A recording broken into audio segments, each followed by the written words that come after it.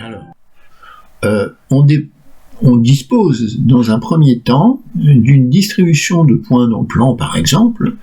Là, on en a pris un certain nombre, il pourrait y en avoir beaucoup plus. La seule chose que l'on sait, c'est qu'on connaît les coordonnées de ces points, leur couleur. Vous voyez ici, il y a des bleus et des rouges, et ils sont séparés dans l'espace. Voilà. Et on suppose qu'il y a une possibilité de trouver les régions, de séparer les régions dans lesquelles chacune de ces familles de points se situe.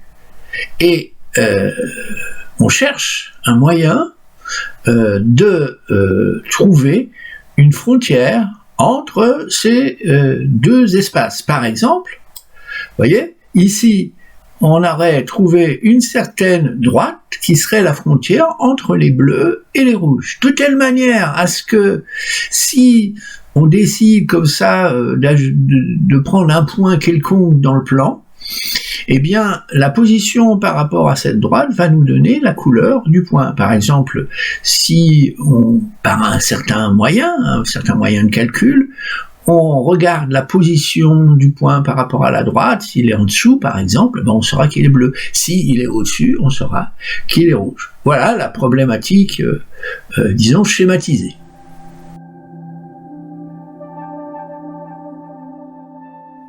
Alors, mettons-nous sur Excel pour représenter un nuage de points avec deux couleurs selon le critère, c'est-à-dire le dataset qu'on avait abordé. Alors, je vais copier mon dataset ici, CTRL V, le voilà. Alors, vous avez les coordonnées X, Y et la couleur associée 0 ou 1. 0 c'est rouge, puis 1 c'est bleu, ou je ne sais plus exactement. Alors, sous Excel, on est capable de, je ne savais pas, mais j'ai cherché, j'ai trouvé, de le représenter en nuage de points. Alors, pour ça, on va donc dans Insertion, on va chercher nuage de points, donc là, par exemple, voilà. Alors, là, ça donne quelque chose, c'est pas ce qu'on veut, mais on va un peu arranger les choses. Alors, première chose, on va détruire cet affichage les points qu'on vient de faire, supprimer, voilà, et on va sélectionner et les donner. Pour ça, on va prendre, ici, on clique sur sélection données, on va chercher à ajouter différents types de données selon ce que l'on veut. Alors par exemple, nom de la série, on voudrait celle qui commence par 0, par exemple, voilà. La valeur de l'abscisse, c'est ici, d'accord? La valeur, CTRL Z, je me suis trompé, CTRL Z, voilà. Là, c'est la couleur, de D $, non, c'est pas bon, je refais, hop, là, donc, là, je vais, la couleur, voilà. Ensuite, je vais à la ligne, d'accord? Et je vais choisir les abscisses. Hop. Voilà, jusque là. Voilà, là j'ai les abscisses. Et je vais encore à la ligne, et je fasse un petit peu là, et je vais choisir les ordonnées correspondant au 0. D'accord? Donc je fais OK. Là, j'ai une première série qui s'appelle 0000. Donc je vais ajouter une autre, cette fois qui correspond au 111 pour le nom. Voilà. Ensuite, pour les abscisses, je vais choisir cette partie-là. Voilà. Et pour les ordonnées, je vais choisir cette partie-là. Voilà. Je fais OK. Et je fais OK. Et là, vous voyez que la partie qui est en bleu, qui est la première partie que j'ai choisie des abscisses est désignée par des points bleus, et la deuxième partie par des points rouges. J'ai mon image de points, ce qui correspond à ce qu'on appelle donc les données je vous rappelle, ça en anglais, ça c'est les targets, et ça c'est les features. c'est-à-dire en gros les caractéristiques ici, et ça c'est les images correspondant aux fiches. D'accord? Alors maintenant on va essayer d'ajouter à ce nuage de points, on va essayer de positionner une droite là-dedans. Hein, et la possibilité de faire bouger les coefficients qui la déterminent. Alors je vous rappelle qu'une droite c'est une équation y égale à x plus b. Donc on va se donner ici, par exemple on va se donner le coefficient a. Là on va lui donner, je sais pas, une valeur 1 par exemple, voilà. Et puis le coefficient b aussi, on va lui donner une valeur, je sais pas moi, 1 aussi, admettons, 1. Ça fera donc y égale à x plus b, c'est-à-dire y égale x plus 1. Alors on va chercher cette droite, et on va essayer de la positionner là-dedans et de la visionner. Hein? Alors comment faire? Alors déjà, on va essayer de faire une donnée numérique qui est associée à, par exemple, on va l'appeler ça droite. D'accord? Et on va ici, à partir des abscisses qui sont données ici, c'est-à-dire les abscisses qui sont en bas là, on va essayer de calculer y égale à x plus b. Alors je vous rappelle que pour ça, on va écrire donc égal, on pourrait écrire par exemple a directement, étoile, x plus b. D'accord? Mais si on fait ça, il va falloir écrire pour chaque ligne, parce qu'ici on a ce qu'on appelle un adressage relatif. C'est-à-dire que si, regardez, je vais faire une démonstration. Là on a calculé à x plus b pour cette ligne-là. Mais si je désire recopier vers le bas, c'est-à-dire l'idée c'est de tirer là, j'obtiens des trucs aberrants. Pourquoi?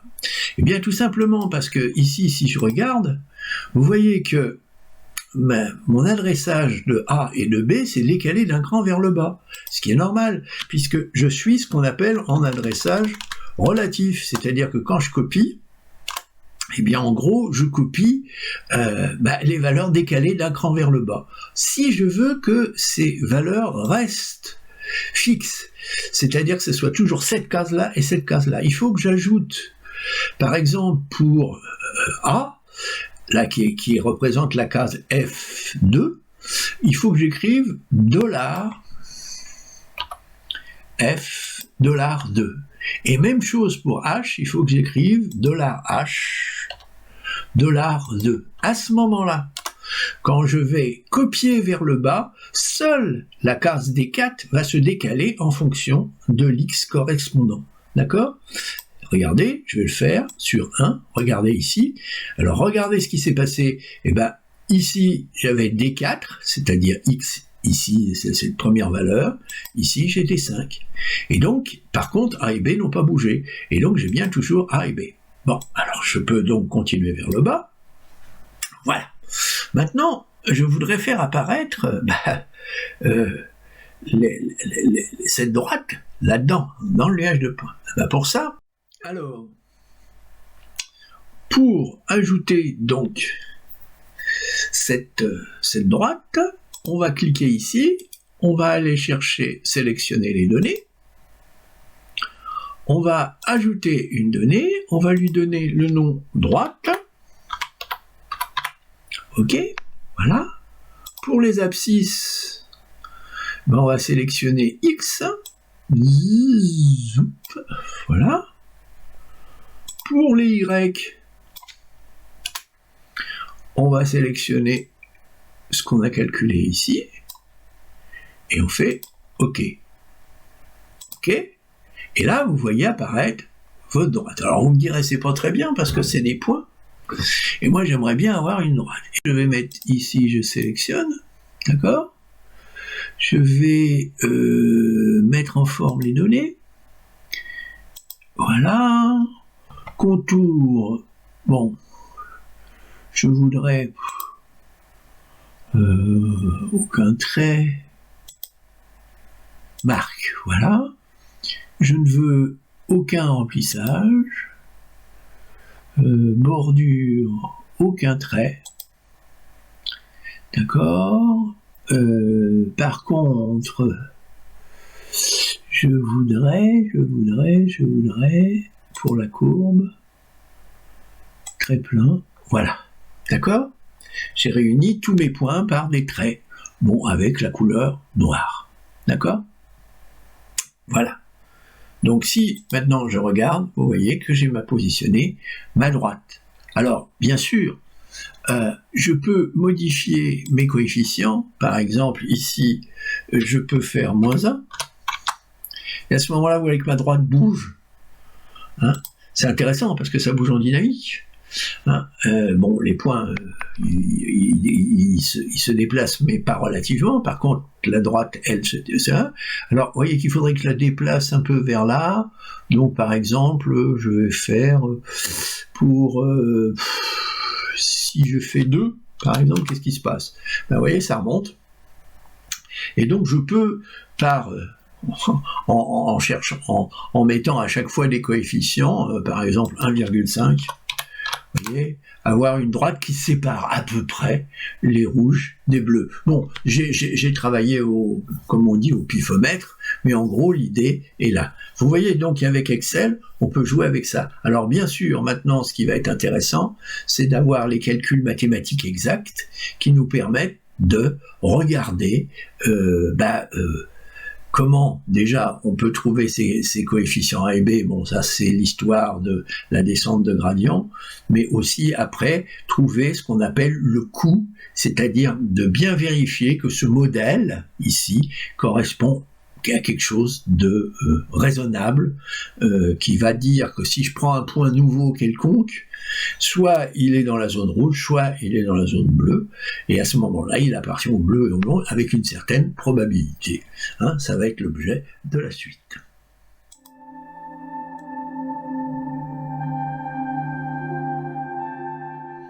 Donc, nous allons partir de l'exemple suivant, qui consiste, vous voyez, on a un plan ici, avec d'un côté une région avec des points bleus et une région avec des points rouges, et une droite, qu'on appelle aussi une droite frontière, qui les sépare. Là, c'est moi qui l'ai trouvé, cette droite, comme ça, à l'œil, mais on aimerait bien modéliser ça d'une manière automatique, c'est-à-dire que, on a les coordonnées des points bleus, les coordonnées des points rouges, et une machinerie va nous permettre de trouver la droite qui sépare, qui fait frontière entre tous ces points rouges et tous ces points bleus, même s'il y en a beaucoup plus de points bleus et beaucoup plus de points bleus, donc une région rouge et une région bleue, de telle manière à ce que si on veut, par exemple, si on trace un nouveau point ici, par exemple, je sais pas, on peut avoir l'idée, par exemple, de dire, je vais mettre un nouveau point ici, et avec ses coordonnées, donc,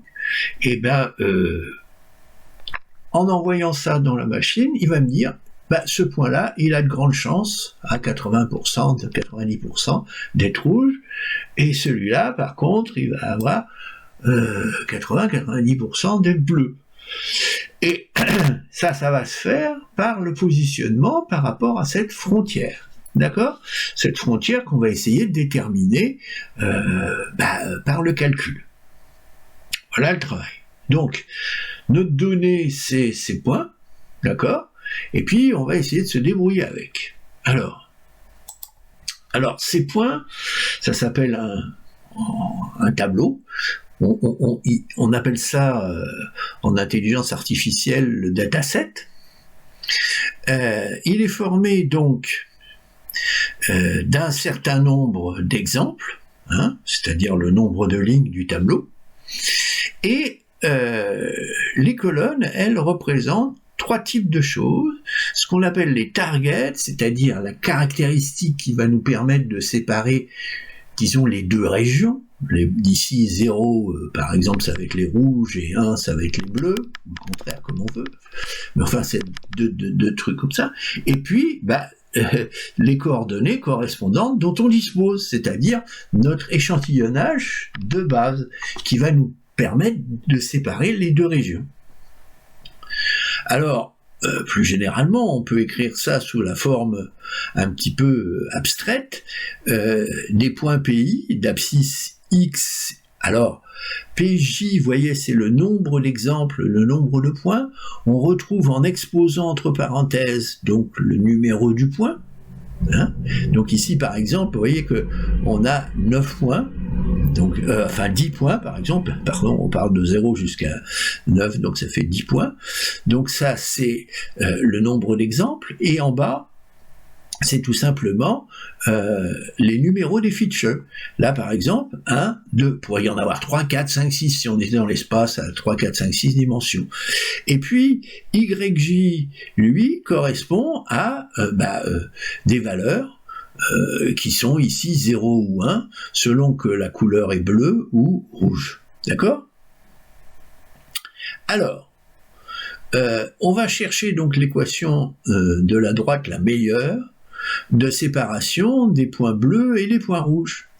Pour ça, on va choisir ce qu'on appelle un modèle linéaire. Alors, comment ça marche un modèle linéaire ? Eh bien, c'est assez simple. Donc, on cherche, comme je l'ai dit tout à l'heure, à séparer les points par une droite d'équation dans le repère x1, x2. x1, x2, c'était les features, les représentations des features. Alors, on va se fixer 3 paramètres, W1, W2 et W3, arbitrairement au début, tels que, un point P du plan est sur la droite si et seulement si il vérifie ce qu'on appelle l'équation de la droite, donc qui est paramétré par W1, W2 et W3. À ce moment-là, selon le choix de W1, W2, W3, on va avoir des coefficients. Alors, W1 et W2, ils sont rentrés ici en parallèle de X1 et X2, d'accord ? Et puis, il y a un coefficient supplémentaire qui s'appelle W3 qui a un biais, qui permet de décaler les choses en translation, on verra tout à l'heure, par rapport à la représentation graphique. Ce système s'appelle un neurone. On va rentrer ces données, donc x1, x2 et les coefficients W1, W2, W3, et on va faire une fonction qu'on va appeler résultat, à partir de des coordonnées d'entrée x1 et x2, donc de l'exemplaire J, et qui va être calculé comme ça s'appelle une combinaison linéaire avec les coefficients W1, W2, W3 de x1 et de x2. Voilà. On calcule ça comme ça. Et ça, ces coefficients W1, W3, si on les choisit bien graphiquement, ça va nous donner une équation W1 x1 plus W1 x2 plus W3 égale 0 qui sépare le plan en une région A et une région B. La région A étant celle des points rouges et celle des points... Comment on sait ça ? Eh bien par le fait que le calcul d'un point P en x1, x2, eh bien ça va donner un résultat positif ou un résultat négatif. Si c'est positif, ça va être rouge, c'est-à-dire dans la région positive, ça sera par exemple au-dessus, si la droite est bien choisie, et sinon en dessous. D'accord ? Voilà.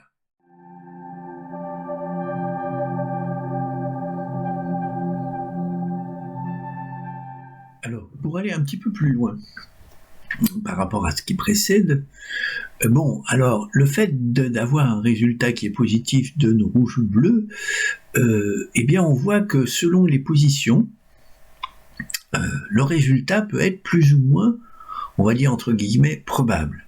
En effet, déjà, la position de la droite, elle est plus ou moins précise. Donc, si je prends un point A de coordonnées AB, et que je veux tester un petit peu comment il est. Est-ce qu'il est bleu, vraiment bleu, ou est-ce qu'il est de... J'ai un doute, quoi. Regardez, si le point se situe en position 2, bon, comme il est éloigné de la droite, il y a de grandes chances que, effectivement, sa couleur soit bleue. Mais si il est proche de la droite, eh bien, les calculs peuvent être légèrement erronés, et sa probabilité d'être bleu est beaucoup plus faible, c'est-à-dire sa fiabilité, si j'ose dire. Alors pour ça, on va essayer non seulement de dire bon bah il est bleu, mais il est bleu avec une certaine probabilité. Pour ça, on va faire intervenir à la sortie ici sur le résultat de la combinaison linéaire une fonction spéciale qui va nous indiquer cette probabilité. D'accord ? C'est ce qu'on appelle, bon, on appelle ça aussi une fonction de l'activation pour un neurone. Cette fonction ici, on va la coupler derrière donc la fonction res, et elle s'appelle la fonction sigmoïde. C'est une fonction qui est définie par sigma de t, t étant la variable, par 1 moins 1 sur 1 exponentielle de 1 moins t. Alors cette application a la particularité d'avoir un espace de départ ici, qui est R tout entier, enfin qui est tout l'ensemble de tous les nombres, mais de renvoyer une valeur qui est toujours comprise entre 0 et 1. Et si vous regardez sa représentation graphique, qui est une espèce de S comme ça, eh bien on voit que selon ici la zone de l'axe des X, c'est-à-dire le résultat du calcul, ce qui va être le résultat du calcul qui est là, si je reprends mon neurone avec cette fois la fonction sigmoïde derrière, je vais obtenir ce résultat-là. Et c'est ce résultat-là qui va me permettre non seulement d'obtenir la couleur bleue ou rouge, mais en plus d'avoir le pourcentage, disons, de probabilité que ce soit un résultat, que le résultat obtenu soit plus ou moins vrai. Alors, sur deux exemples, on va voir un petit peu ce qui se passe, comment la fonction sigmoïde donne une certaine probabilité. Prenons un exemple où la combinaison linéaire res donne 1,3, la sortie de sigma va donner 0,79. On peut donc dire, puisque cette zone-là correspond à la partie rouge, c'est-à-dire à la partie où les Z sont positifs, c'est-à-dire le résultat des combinaisons linéaires est positif, c'est-à-dire ce qui est en dessous de la droite, ou au-dessus de la droite. Et là, donc, vous avez une prédiction rouge de 79%, ce qui est bien. On peut donc dire à 79% que le point est rouge. Par contre, ici, si vous sortez un res de moins 2,5, sigma va vous donner 0,08, ce qui veut dire que la prédiction rouge est très très très très faible, et donc en réalité c'est plutôt bleu qui va être la possibilité qui correspond à cette zone-là, prédiction bleue dans cette zone-là et prédiction rouge dans cette zone-là. Voilà un peu l'idée de la fonction sigmoïde. Alors, exemple ici, j'ai pris W1, W2, W3 respectivement égaux à 3, 1 et moins 2, d'accord ? Et puis j'ai pris deux points, P1 et P2. Alors le premier, 1, 5, 2, 1, 5, c'est ça, 2, c'est là, donc c'est ce point-là. Et le deuxième, 0, 5 et 0, 1, c'est celui-là, d'accord ? Alors, si je fais le calcul en insérant ça dans mon neurone, j'obtiens quoi ?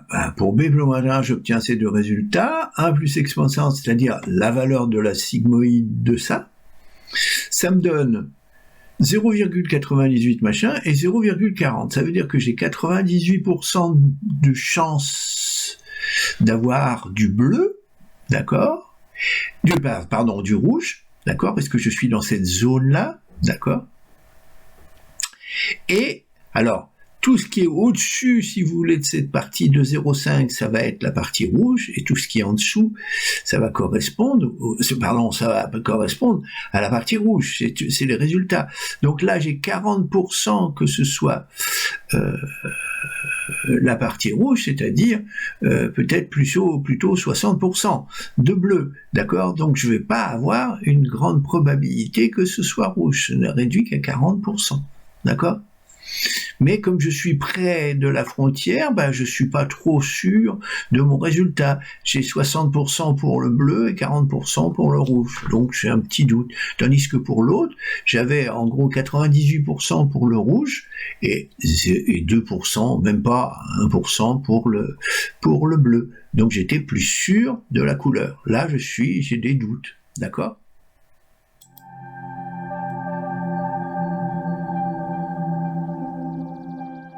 Alors, pour aller plus loin que précédemment, sur la validation de notre modèle. Alors, je vous rappelle l'idée, ça c'est notre dataset, c'est-à-dire les points qui sont donnés dans l'espace avec leur couleur. J'ai formalisé les différents points, les 10 points, ils sont là d'ailleurs, vous ne vous préoccupez pas de la droite, et chacun des points a des coordonnées et une couleur.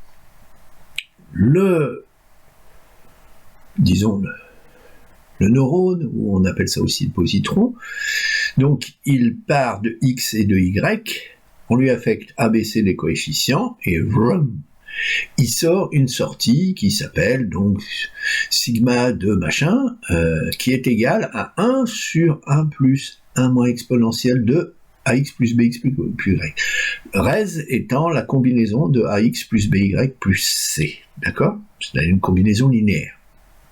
Alors on note pour simplifier, res de xy, on va l'appeler z, d'accord? Et sigma de, c'est-à-dire la valeur de la sigmoïde du résultat, c'est-à-dire ceci, on va l'appeler a de z.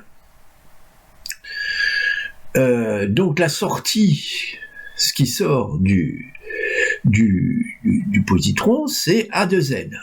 On l'appelle aussi parfois grand Y, mais bon, moi je l'écris à 2L. D'accord.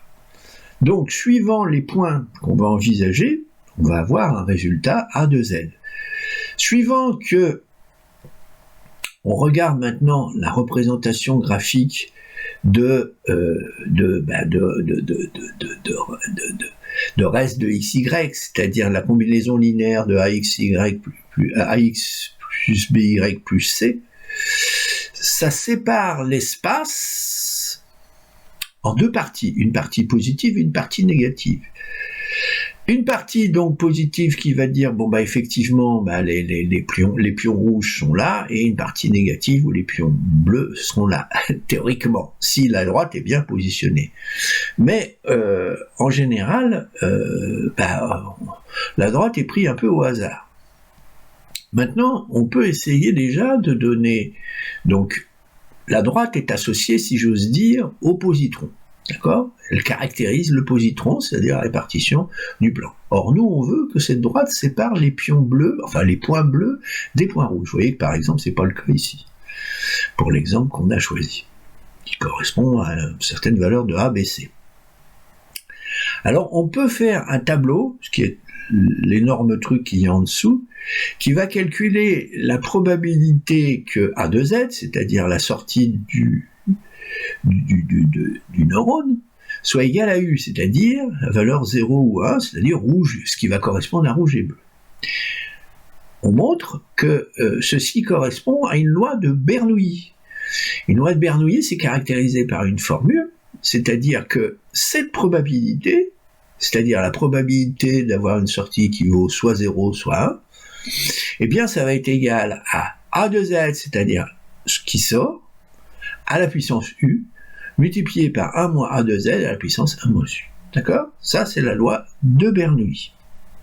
Si on l'applique maintenant à un point quelconque, on va savoir donc a priori si sa probabilité d'être bleu ou rouge est bonne. Alors, une astuce consiste à montrer ce qu'on appelle la vraisemblance du modèle. C'est un peu le but de ce tableau-là. À savoir, on va prendre des coefficients A, B et C. Ici, A, B et C. D'accord? On va les associer à chacun des points, P1, P2, P3, P4, P5. Vous voyez, ici, vous avez VR, VR de P5, VR. Qu'est-ce que ça veut dire VR? Eh bien, on va calculer pour chacun des points qui sont ici, dont on connaît les coordonnées, le résultat de la probabilité que A de Z, c'est-à-dire si on rentre X et Y qui sont par exemple les coordonnées du premier point, X et Y ici, c'est le point P1, et qu'on prend comme coefficient A, B et C ici, d'accord? Si on prend ces coefficients-là, on va regarder ce que ça nous sort. C'est-à-dire si ça nous sort quelque chose qui est probable par rapport, c'est-à-dire qui est bleu par exemple, et si ça nous sort pas quelque chose d'improbable, à savoir c'est rouge. Alors, par exemple, VP1, on voit qu'il y a 72% pour que ce soit du bleu. Donc c'est pas mal. P2, 61, regardez, alors là, cette ligne-là, c'est pas mal pour le bleu, hein, mais pour le rouge, c'est nul, c'est pas bon, c'est 30%. Donc, a priori, A, B et C, c'est-à-dire ces coefficients-là, ne sont pas les bons coefficients qui donnent une droite qui sépare le point en plusieurs parties. Alors on a fait plusieurs valeurs de A, B, C, et on a calculé à chaque fois la probabilité que la sortie pour chacun des points qui est ici, on la calcule. Et on va regarder ce que ça donne à chaque fois. Alors, une petite remarque quand même, c'est que AX plus BY plus C égale 0, c'est pas facile à représenter dans Excel. Donc, on transforme AX plus BY plus C égale 0 en Y égale grand AX plus B, avec grand A égale moins A sur B, et grand B égale moins C sur B, ce qui sont les nombres que j'ai choisis ici. C'est-à-dire que les deux nombres qui sont là, A et B, sont calculés à partir de ABC. Et c'est eux qui vont me permettre de représenter cette droite-là. D'accord? Alors, prenons un exemple au hasard. Par exemple, on va prendre A égale 1,2, B égale 0,8 et moins 0,9. Alors, on regarde ce que ça nous donne. 39, 51, 52. Bon, c'est moyen, hein, mais c'est pas mal pour le rouge. Alors, on va regarder. Alors, pour ça, on a moins 1,5 et 1,1. Donc, moins 1,5, on va rentrer moins 1,5 et B 1,1. Hein, c'est bien ça. Si vous regardez bien, c'est pas si mal que ça, parce qu'on a presque les bleus en dessous, sauf un, à une exception près, et les rouges sont de l'autre côté. Donc c'est pour ça que si je regarde ici, c'est pas trop mal. Hein, moins 1,5, si je regarde les pourcentages, c'est pas trop mal. Par contre, si je prends, par exemple, ici le dernier, par exemple, hein, moins 1,2 et 0,2, vous voyez qu'ici c'est pas bon du tout pour la première partie, par contre c'est meilleur pour l'autre, c'est normal, parce que la droite va se déplacer, il va bien y avoir une partie du plan qui va contenir les rouges, ou les bleus par exemple. Donc, alors, moins 1,1 et 0,3, on va regarder ce que ça donne, moins 1,2, et je passe au suivi, moins 0,2. Et vous voyez que, effectivement, pour tout ce qui est bleu, c'est nul, pour la bonne raison, c'est que les bleus sont du mauvais côté, par contre, les rouges, eux, sont bien du bon côté, d'accord? C'est-à-dire P7, P8, P9, P10, P6, P9, P7, P8, P9, c'est-à-dire les rouges, hein, les rouges sont bien du bon côté, d'accord? Mais les bleus, non, c'est pas bon du tout, ça sépare pas du tout les bleus. Donc vous voyez, avant de calculer la descente de gradient, on peut faire des ajustements comme ça un peu en cherchant un petit peu au hasard, en faisant varier les coefficients AB. Alors les coefficients qui sont ici, premier choix, deuxième choix, ici ça correspond à ABC égale ces valeurs-là. Ensuite je j'incrémente de 0,2, d'accord? Et puis à chaque fois j'ai des valeurs différentes, ce qui me donne des A de Z différents, et donc je regarde si ça correspond plus ou moins à la vérité. Donc ça c'est une approche, si j'ose dire, pas à pas. Et encore, c'est pas très bon. Non, alors pour parler de descente de gradient, on va un peu reprendre depuis le début. Donc, on a nos données de la problématique. Je vous rappelle, ce sont des points. Donc, vous avez les coordonnées ici, x, y et y, et la couleur ici. Et on cherche donc la fameuse droite qui est censée les séparer, puisque c'est un problème où un modèle linéaire peut s'appliquer. Alors pour ça, on a créé donc notre perceptron avec les entrées x, y, donc qui sont les coordonnées qu'il y a là, muni de coefficients a, b et c, c étant un biais de translation. On applique le perceptron. Alors je vous rappelle l'idée. Il y a d'abord, on fait la combinaison linéaire, c'est-à-dire ax plus by plus c. Et puis ensuite, on applique la fonction sigmoïde pour obtenir la sortie du perceptron. C'est-à-dire, on a cette formule-là. D'accord ? Alors, d'un point de vue géométrique, c'est la droite ax plus by plus c qui est qui devrait être la séparation entre les points de couleur 0 et de couleur 1. Alors, d'abord, on va parler de vraisemblance du modèle. Alors, la vraisemblance, c'est un peu la probabilité qu'on obtienne telle sortie pour un point donné. D'accord ? Par exemple, ici, ça c'est ce qu'on appelle une loi de Bernoulli, c'est-à-dire que la probabilité que la sortie, en gros, c'est ça, A de Z, c'est la sortie. A de Z, c'est tout simplement 1 sur machin, Z étant ceci.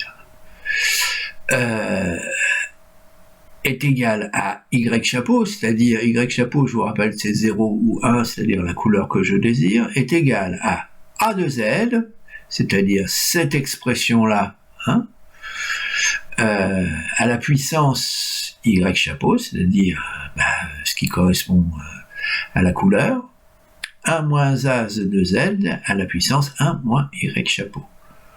Ça, c'est l'histoire du dé qu'on jette un certain nombre de fois et qui sort soit 0, soit 1. Bon. On peut décider de calculer à l'aide de cette formule la vraisemblance de notre modèle linéaire. Alors, comment fait-on ? On applique la probabilité sur les édits, c'est-à-dire xi, yi, les entrées, quoi. Et les coefficients ABC qu'on a choisi arbitrairement, et on va regarder avec cette formule ce que ça donne, d'accord ? Où ZI égale à xi plus pyi, et A de ZI, c'est la fonction sigmoïde. Alors, pour pouvoir envisager ce qu'on appelle donc la descente de gradient, on calcule le coût. Alors qu'est-ce que c'est que le coût pour un choix d'un modèle linéaire ? Eh bien, c'est tout simplement, ça permet d'évaluer la vraisemblance de tous les points du dataset. C'est-à-dire, on va calculer la probabilité que x égale a de z égale y pour chacun des points du dataset. C'est-à-dire, on va regarder si notre modèle est cohérent avec nos données. D'accord ? Donc, on va calculer cet ensemble-là pour les valeurs ABC que l'on a choisies, parce que tout dépend des valeurs ABC, on les a choisies au hasard, on va regarder si c'est cohérent avec le modèle ou pas. Et là, on va obtenir une série de valeurs en fonction de ABC. Mais pour faire la descente de gradient, qu'est-ce que l'on fait ? Eh bien, au fond, le coût, vous voyez, le coût, si on suppose qu'il dépend d'une seule variable A, bon, en réalité, il dépend de A, B, C, parce que suivant l'inclinaison de la droite qui est définie par AX plus BY plus C égale 0, eh ben, les points sont plus ou moins bien positionnés par rapport à cette droite. Eh bien, suivant les valeurs de A, B et C, on va avoir un coût différent. C'est-à-dire, ce qu'on veut, nous, c'est avoir un coût minimum. Alors, on va le faire, par exemple, par rapport à un point A, parce que c'est difficile de représenter pour un ensemble de 3 variables. On va supposer que c'est A simplement qui bouge, et donc, voilà la fonction coût en fonction de A. Alors vous voyez qu'elle a un minimum quelque part, mais on ne sait pas où. Et comment le trouver ça? Eh ben on va se placer en un point, A0, hein, c'est-à-dire on va choisir une valeur à 0. Alors après vous généraliserez à 3 valeurs ABC, mais là on va faire en A0, et puis on va calculer la tangente, vous voyez, c'est cette petite droite ici. Alors ça se calcule par le coefficient directeur de la dérivée, hein, la dérivée, quoi, qui est le coefficient directeur de cette droite, la dérivée du coût, bien sûr, et puis on va calculer le point A1, on va regarder ce qui se passe par rapport au point A1, A1 étant calculé par rapport à A0, c'est-à-dire ici, ça, moins alpha d, d étant la pente de la tangente, et alpha étant un coefficient que j'ai choisi arbitrairement d'ajustement fixe pour tout le monde. Je vais prendre une valeur arbitraire entre 0 et 1, d'accord? On l'ajuste après en fonction de la qualité de ce que l'on va trouver. Alors, on obtient donc un point A1, et on recommence en 1, d'accord? C'est-à-dire, on va dire à 1, il a une tangente en ce point, on calcule la dérivée, et ainsi de suite, et puis on va calculer A2, A3, A4. Et on voit que progressivement, bien sûr, puisque D, le coefficient de la tangente, hein, je vous rappelle, D, c'est le coefficient de cette droite-là, vous voyez qu'ici, il est positif, parce que la fonction ici est croissante. Donc D étant positif, je vais retirer quelque chose à A0, donc je vais aller dans ce sens-là. Donc progressivement, mes points A1, A2, A3, A4, et ainsi de suite, à N, vont arriver à un endroit où la tangente est nulle. Et à ce moment-là, évidemment, mon modèle devient stationnaire, parce que à chaque fois, je change plus de valeur, puisque je fais AN égale AN-1 plus 0. Ça bouge pas, d'accord? Donc, à partir du moment où mon calcul, mon itération va se stabiliser, c'est-à-dire que les valeurs que je vais produire vont être stables, ça veut dire que j'aurai obtenu le minimum. Ça s'appelle la descente de gradient. Alors maintenant, on va regarder un petit peu. Alors, ne vous affolez pas, hein. En réalité, c'est la même chose, mais écrit dans Excel. Alors, j'ai mes points, ici, vous reconnaissez votre dataset, vous avez, j'ai même colorié, en 0 et 1, les couleurs 1 et, bleu et rouge, hein, pour les avoir sur la représentation graphique, les points bleus et les points rouges. Ça, c'est les coordonnées des points. Et ici, c'est des calculs annexes, vous n'en avez pas besoin. Alors, par contre, ce qui va être intéressant, c'est de lire ce qui se passe ici. Ça, c'est le nombre des itérations dont je vous ai parlé. Hein. On change les coefficients A, B, C avec les valeurs du gradient, hein, de la tangente, ça s'appelle le gradient, qui sont calculés, ou, dans... je vais vous montrer un petit peu, mais dans le développeur, on a ici, j'ai fait un programme qui calcule les différents gradients, d'accord, et qui fait le calcul A égale A moins alpha gradient de A. C'est d'ailleurs la dérivée dont on parlait tout à l'heure, mais elle le fait sur B et sur C aussi, d'accord. Et ensuite, elle affiche les contenus dans la feuille de calcul, et on recommence, ainsi de suite, au point suivant, et ainsi de suite, comme il est prévu de faire. Donc, si je reviens à ma feuille Excel, d'accord, vous avez en gros, pour chaque itération, les coefficients A, B, C qui sont calculés. Alors à côté, vous avez A et B, parce qu'il est très difficile de représenter la droite d'un point de vue graphique sous la forme AX plus B. Donc on transforme, au lieu d'écrire AX plus BY plus C égale 0, on écrit Y égale AX plus B avec des coefficients qui sont calculés à partir de ABC. Mais c'est la même chose. Hein. Donc ça c'est une aide de calcul pour le tracé. Mais en réalité, c'est ces coefficients-là, c'est l'équation de la droite, c'est AX plus BY plus C égale 0. D'accord ? Donc, si vous regardez un petit peu tout ça étant les itérations qui sont faites avec toutes les valeurs, il y a 100 itérations, voilà, et voilà la dernière. Alors, je les ai reprises, j'ai pris la première et la dernière. Voilà, ça c'est la première, D'accord, voilà la droite, c'est-à-dire c'est celle-là, hein, d'accord, hein, bon, ce qui donne avec AB, voilà, donc vous voyez qu'elle est complètement, bon, elle n'est pas bonne, quoi, elle ne sépare pas bien les points. Et puis, il y a la centième, qui correspond, alors si je regarde bien ici, voilà les coefficients, hein. Vous avez grand A et grand B qui vont nous aider à la tracer, c'est moins 3,293, et donc si vous remontrez ici, vous avez moins 3,81, et vous avez ici la droite qui correspond. Donc vous voyez l'amélioration, hein, on était là, donc on était complètement dehors, et puis là on est presque bon, parce qu'il y a juste un point, donc il faudrait continuer un peu pour améliorer le système. Donc voilà l'idée de la descente de gradient, hein, par l'intermédiaire de ce programme ici, hein. Si je reviens ici en développeur, et que je vous montre, voilà le programme qui permet tout simplement, hein, voilà, et vous avez, alors je reprends un petit peu pour vous montrer un petit peu les détails, vous avez ici une fonction qui est la fonction sigmoïde, qui est un petit sous-programme, vous avez une fonction qui à partir des coefficients A, B et C donne la valeur à partir de X et de Y, hein, des valeurs qui sont du dataset. La droite A0 X plus BY0 plus BY A0 X plus B0 Y plus C, d'accord, et renvoie cette valeur-là. Vous avez les fonctions gradients qui sont ici. Alors ces fonctions gradients, elles sont un petit peu sophistiquées parce qu'elles reprennent les formules que j'avais proposées dans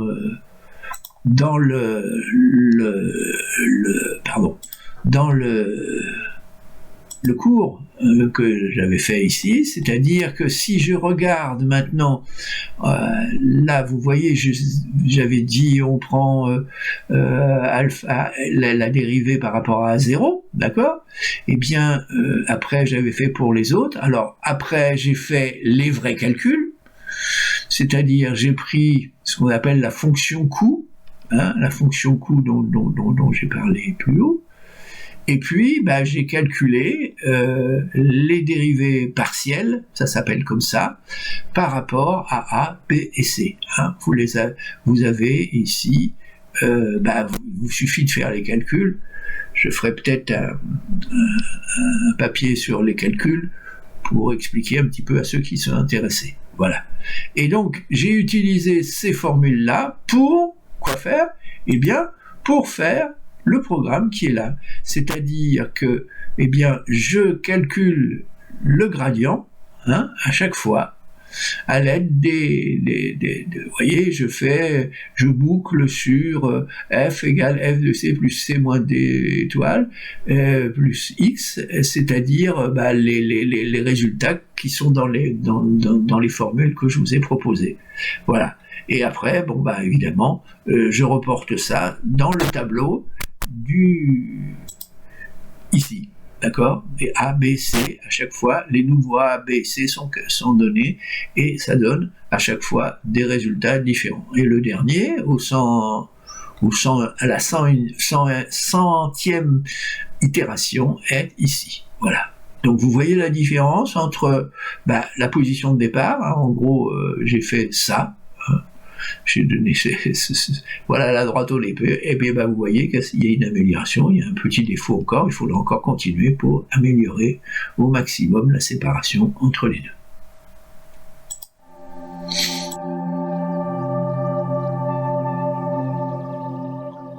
Alors, donc sous Excel, pour modéliser le problème des points rouges et des points bleus, c'est-à-dire la séparation entre deux catégories, on avait modélisé ça à l'aide d'un dataset, hein, je vous rappelle.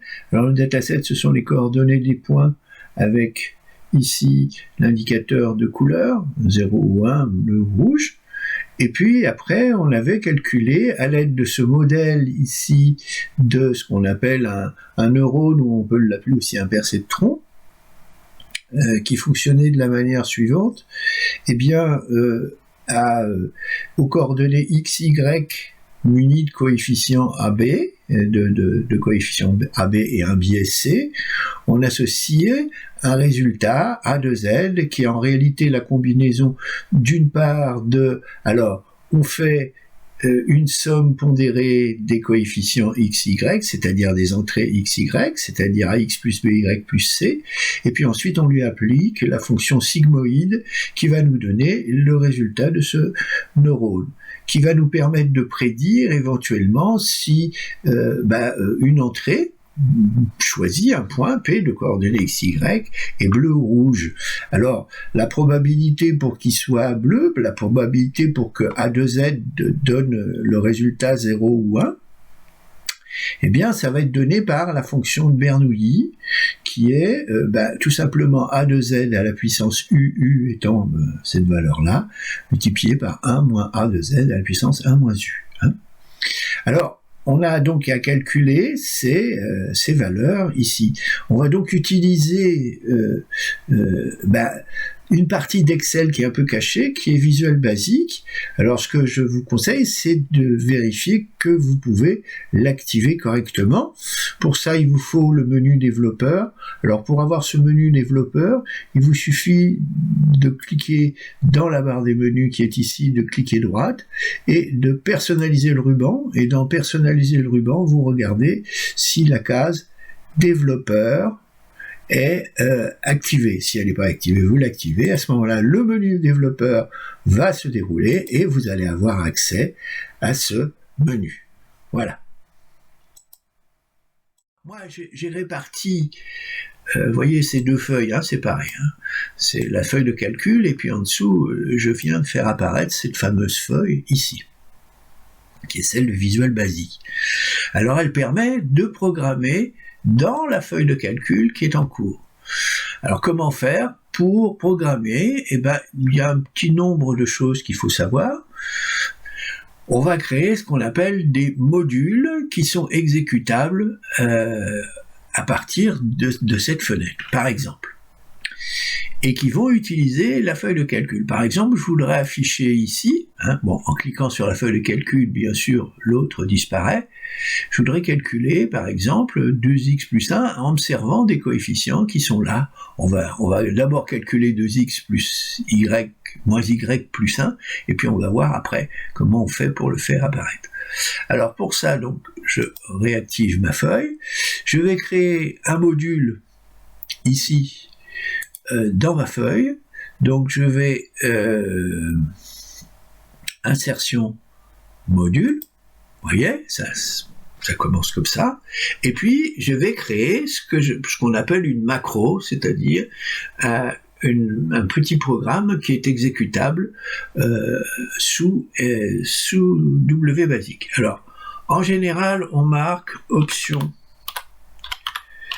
explicite au début.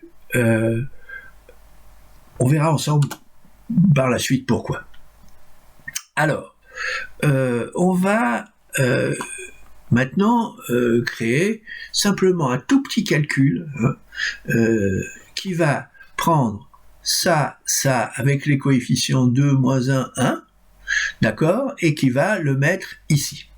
Alors, déjà, donc on va créer ce qu'on appelle un module, un sous-programme, une procédure.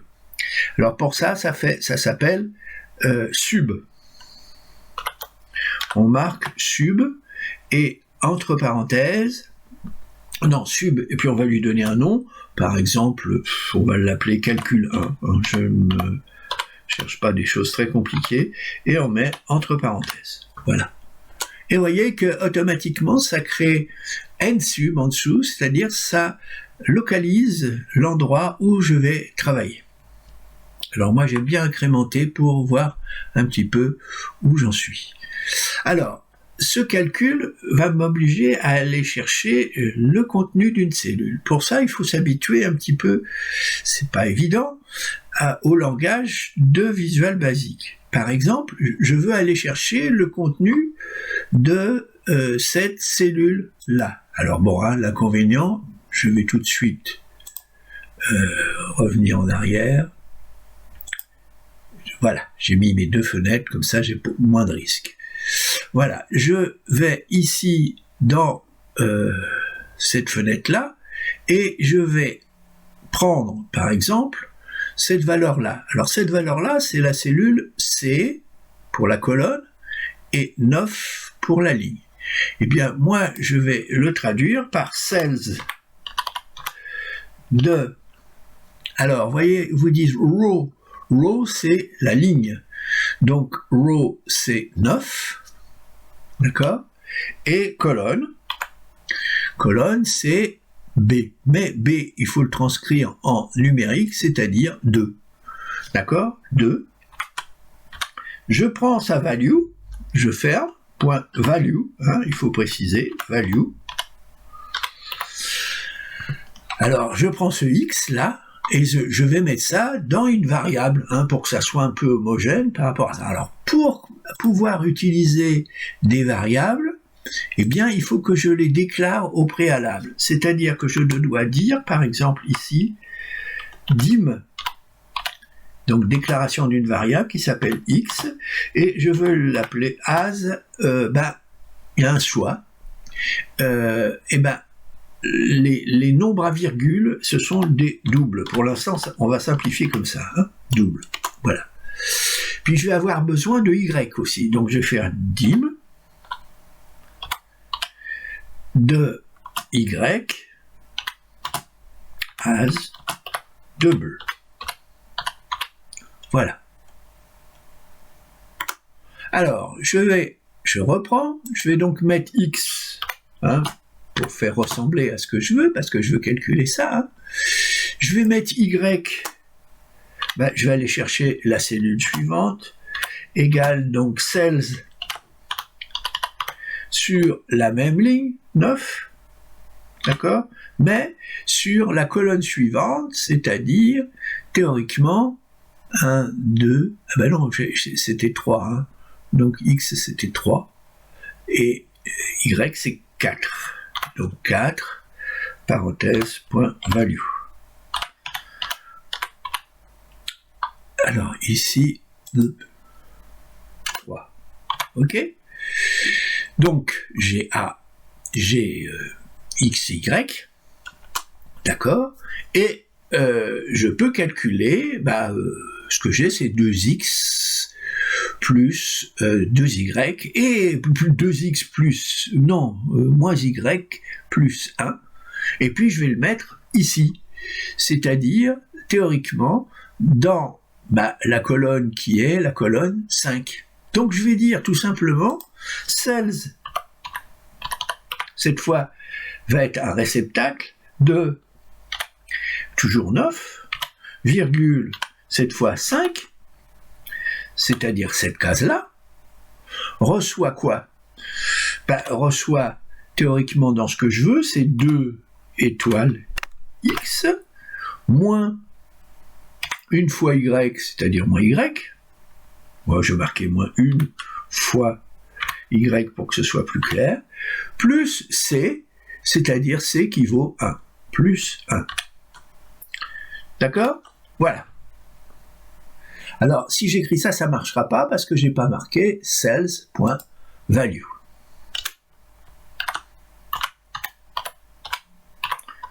Voilà. D'accord? Ah. Ok, qu'est-ce que j'ai marqué qui n'est pas bon? Cells.value égale. Ah oui. Pardon. Parenthèse. Voilà. D'accord? Voilà. Alors théoriquement, si j'exécute ça, je devrais voir apparaître la valeur de 2x plus moins y égale machin. Alors je regarde, comment je vais exécuter ça? Je vais là-haut, ici, vous voyez, il y a un petit pointeau, exécuter sub.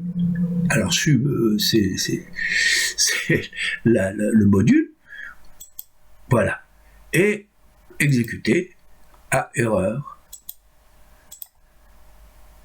Plus t, plus t plus y, hein. Si je prends pas les bonnes valeurs, ça marche pas, voilà. Voilà, et voyez, 1,86, alors on peut vérifier à la main, hein, pour pour montrer que ce que l'on a, c'est pas complètement idiot. Donc j'ai calculé 2x moins y, donc 2 étoiles x moins y qui est là. Hein. Là, je le calcule à la main sur le tableur directement, plus 1. Je vais regarder ce que ça donne. 1,86, vous voyez, c'est exact. Donc, vous avez une idée de début pour créer des macros. Voilà à peu près l'idée.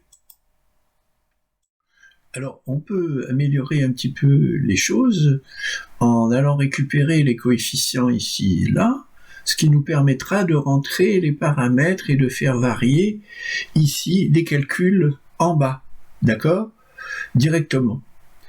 Alors, je vais expliquer les choses. Alors, d'abord, je vais aller chercher, je vais déclarer mes variables, d'abord, hein. Donc, dim a as double, dim de b as double, dim de c as double. Voilà. Hein, je prends les mêmes notations que dans la feuille de calcul. Alors maintenant, je vais aller récupérer, donc là, j'ai récupéré le dataset, mais je vais récupérer les paramètres de la droite. Récup coef droite. Voilà. Alors, A, A, ça va être sales de, alors, faut que je vais chercher, alors, quatrième ligne, 1, 2, 3, 4, cinquième colonne, donc, quatrième ligne, cinquième colonne, pour A, point value,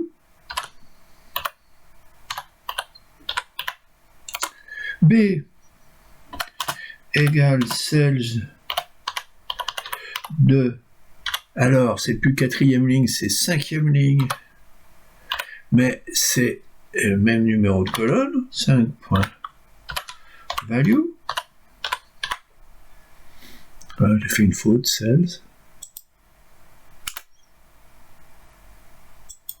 Là, hop, et c'est égal sales de, alors, donc, 6 cette fois, 6,5 point, non, virgule, parenthèse, point, value. Si j'ai pas, j'ai encore rajouté une lettre en trop, C, point, value. Voilà. Alors maintenant, quand je vais calculer, je vais faire tout simplement ici A, B,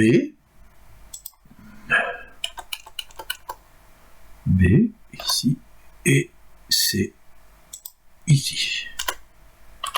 Alors si on ne s'est pas trompé, je vais remonter un peu tout ça, là, ça fait un peu beaucoup. Voilà. Alors je vais faire CTRL S pour éviter les ennuis. Continuer. Voilà, et là, j'exécute et on va voir ce que ça donne. Ah, une erreur, dim, oui d'accord, j'ai pas mis la valeur, dim de C. Ah, les tourneries. Voilà. Voilà, 1,86 comme on avait trouvé tout à l'heure. Alors l'avantage de ce que j'ai fait là, c'est que si je change maintenant les coefficients 3 ici, 2 ici, et puis moins 1 ici, je relance le calcul, boum, ça me fait de nouveau un... Je peux paramétrer, si j'ose dire, mes valeurs ici.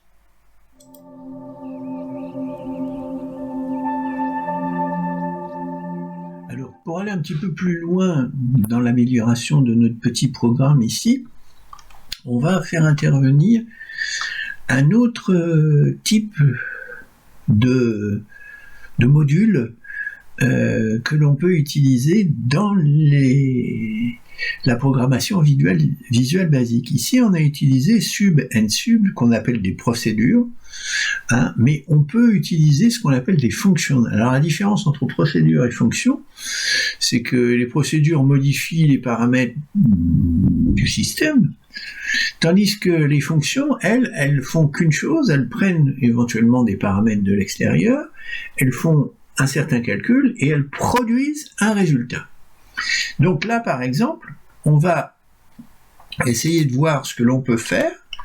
On va transformer ici la structure du programme de la manière suivante, c'est-à-dire on va créer une fonction qui est la fonction ax plus by plus c, à partir donc de x et de y qui vont être fournis comme paramètres, et on va donc utiliser, si j'ose dire, les valeurs de A, B et C à partir de la récupération ici dans le tableau qui est là. Alors, exemple, hein, c'est peut-être pas très clair, mais on va essayer. On va faire function, je vais l'appeler droite, hein, voilà. Et je vais lui donner comme paramètre des valeurs de A et de B que je vais aller chercher à l'extérieur, donc les valeurs qui sont ABC ici, c'est-à-dire A0, je les appellerai A0 as integer, hein, il faut les déclarer comme des types, B0 as integer, C0 as integer, voilà, d'accord? Et puis, voilà, je vais faire ça. Le résultat que je vais produire, donc vous voyez la différence ici de calcul présenter éventuellement des parenthèses, voilà, je les ai là, mais là, il faut que je dise que ce que la fonction va produire comme résultat. C'est-à-dire as, A, B, C, c'est pas des integers, c'est des doubles, je me suis trompé, donc je vais marquer double, je corrige, et copier-coller, hein. Contrôle, copie,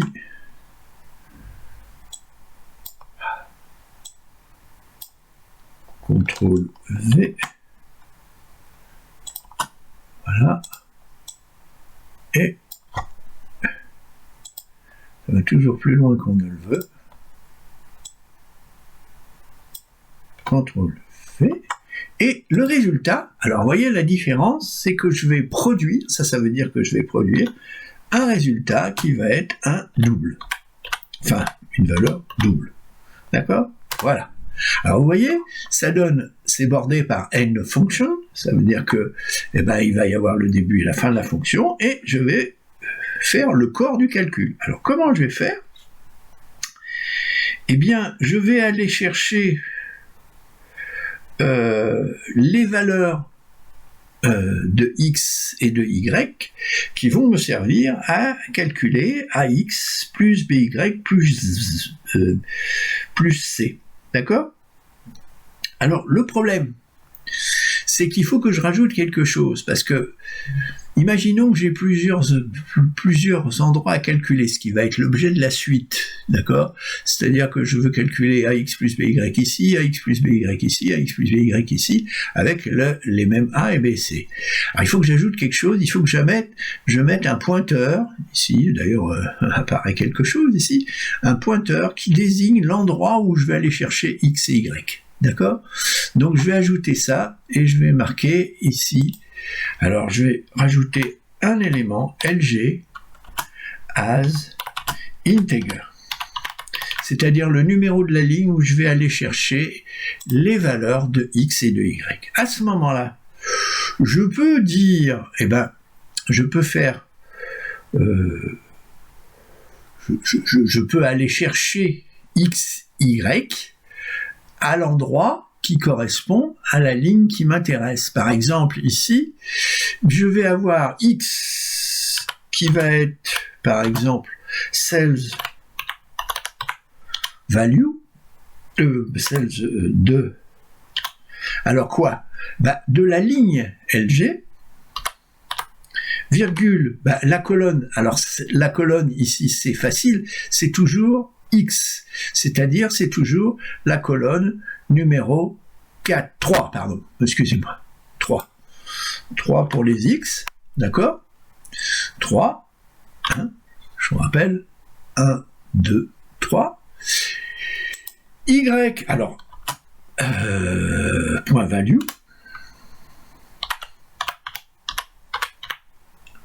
Y égale cells de LG, toujours LG, puisque c'est le même endroit, LG, virgule, alors cette fois, non pas 3, mais 4, d'accord, point value. Et là, je vais dire quoi? Value, c'est pas vrai, value. Et là, je vais dire quoi? Je vais dire que le résultat produit par la fonction qui s'appelle droite, c'est, alors droite égale, hein, c'est le résultat de la fonction droite, c'est tout simplement A0 étoile X plus B0 étoile Y plus C0. Je me suis pas trompé entre 0 et O, là, parce que j'ai un doute. Là, j'ai 0 et 0. Hein, vérifie que j'ai bien mis 0. D'accord? Alors, cette fonction, au lieu de faire tout le travail qui est là, et ainsi de suite, eh bien, je vais tout simplement dire, je supprime cette ligne-là, ou je vais la laisser en commentaire pour que vous voyez le parallèle. D'accord? Bon. Je vais dire que sales value est égal, copie, CTRL V, sales value est égal à quoi? Est égal à droite, la fonction de droite. De quoi? De A, B et C, qui sont tout simplement les valeurs que je mets ici, que j'ai été chercher à l'endroit où il fallait A, virgule B, virgule C. Et alors, là où ça devient assez intéressant, LG, c'est-à-dire la ligne qui m'intéresse, LG, c'est le numéro, par exemple, je vais prendre ici 9, mais je pourrais changer de ligne après, comme on le verra tout à l'heure. Donc 9, fermez la parenthèse. D'accord? Et théoriquement, si tout marche bien, hein, je vous rappelle l'idée, c'est après on va pouvoir éventuellement changer, on verra ça, on pourra prendre des ABC ailleurs, des XY, les prendre dans plusieurs endroits, et ainsi de suite. Alors on va regarder déjà si ça marche comme ça. Il y a une erreur quelque part, X égale... oui, j'ai pas de déclaration de X et de Y et de Z. Ok. Il faut que j'aille les mettre. Je vais les prendre là. Hein. Je vais prendre une diff. CTRL X. Ah là là. CTRL X. Ok. Là, et je vais les mettre, oui, je ne les ai pas déclarés, hein, c'est logique que la machine me guirlande. Je n'ai pas assez de place, je voudrais aller à la fin, bon, c'est pas grave. Voilà. Alors cette fois, j'ai dim de x égale machin, là, ils sont bien déclarés, et je vais pouvoir lancer et voir ce que ça donne. Exécuter. Erreur de compilation, on va voir. Sub calcul 1. Oui. J'en ai plus besoin là. Ah là là là là là. Fais des bêtises. J'ai plus besoin là. CTRL X. Là.